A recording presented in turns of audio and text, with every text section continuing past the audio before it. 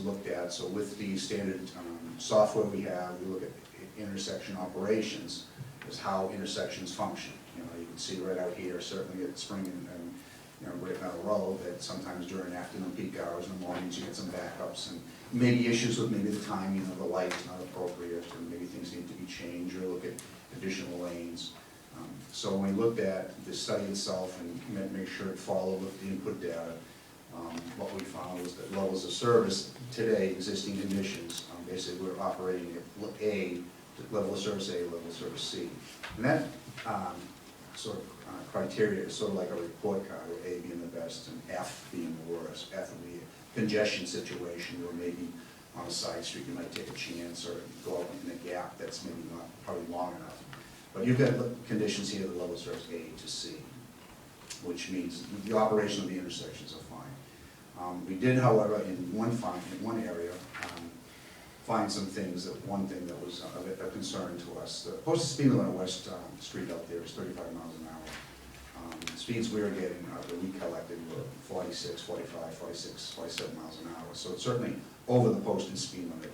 And I think in looking at the traffic consultant study, they measured the 85th percentile, which is basically 15% of those people would be violators. In other words, the 85th percentile is what the speed condition, speed limit would be posted for, was 43 miles an hour. So it's really saying that, you know, this road is, people are not behaving the way they should. If you look at the road itself, coming from Route 27 down, it's more like a highway type thing. You know, it's very wide, it's 40 feet edge to edge. If you go over the river into Millis, and you've got a road that's 28 feet, so it's a little different character. So just the road itself kind of lends people to sort of go a little faster. And that's indicative of the study, the consultant study presented, what we found as well, so we kind of agree on that. Okay. The other safety element that we looked at was sight lines. So where the proposed driver would be, looking both in the left and right direction, are there adequate sight lines to view for the speeds that are going through that area. And there's federal criteria, which has been adopted by the state, to say this is what you need to meet to satisfy the sight distance requirements. And in both cases, the sight distance is adequate for the speeds that are traveled out there. On page 5, so what we did, I think, with a summary of that, we also looked at the site plan itself to make sure that the geometry of the site plan itself didn't do an in-depth review. We didn't look at drainage or anything like that, because that's someone else's purview. But we looked at how the road is designed, how the curve is set up, if there are islands in there, is the appropriate signing, are there stop signs, are there crosswalks, stop lines, that nature. So we made some critique on that. So basically on the bottom of page 5 and 6, and this is more, as I said, sort of the summary of our recommendations. There are a number of bullet points, I think, issues that need to be resolved. One is emergency access. I know there have been, and also too, I should point out that we did have, Norma was very kind to send us some of the historical documents that have been, sent here to the town. We have the site plans, some of the records, I think, by the police chief and different agencies that submitted. So we did review that, and was concerned about how's the emergency access going to be settled. So that's something that should be looked at. There's a couple of raised islands that on the site drive they're suggesting we put in. That's fine. I think it makes it, kind of separates the traffic.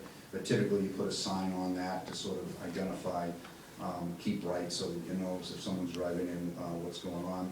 On the site plan, I don't have a plan up in front of me here, but there's a wheelchair ramp that leads right onto West Street. It was a little, sort of a little safety concern, and I think that's probably something that could be rectified very easily.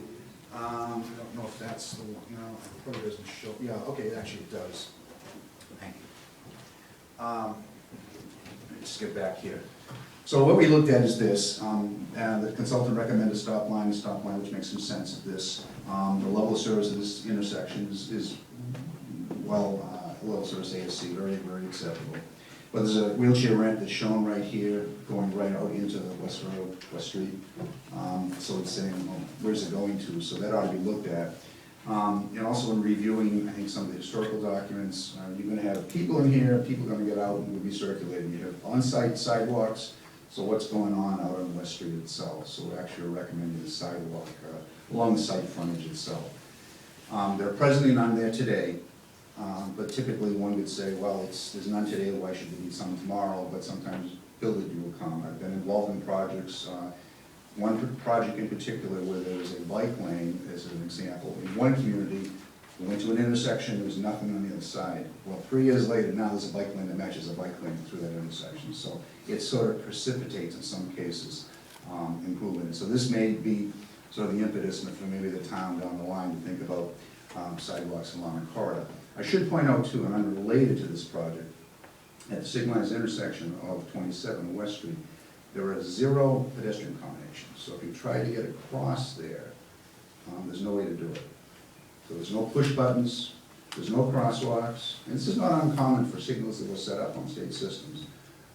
But right now, you don't really have a lot of pedestrian activity, not retail, but what happens if you have a change of use someplace down the line, people need to get across the street. So there may be something the town may want to put on their own planning program to think about upgrading that signal down the line.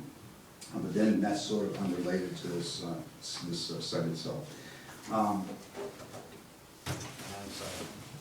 Just to sort of go through that,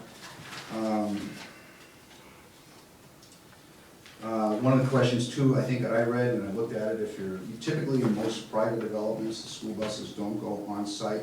So where the kid's gonna be picked up, which is a landing area there, sometimes we maybe put shelters or some sort of pads out there so that there's some provisions for a safe refuge of school children when a bus comes by to pick them up. One of the other things we suggested to enhance sight lines is to make sure the vegetation along the site frontage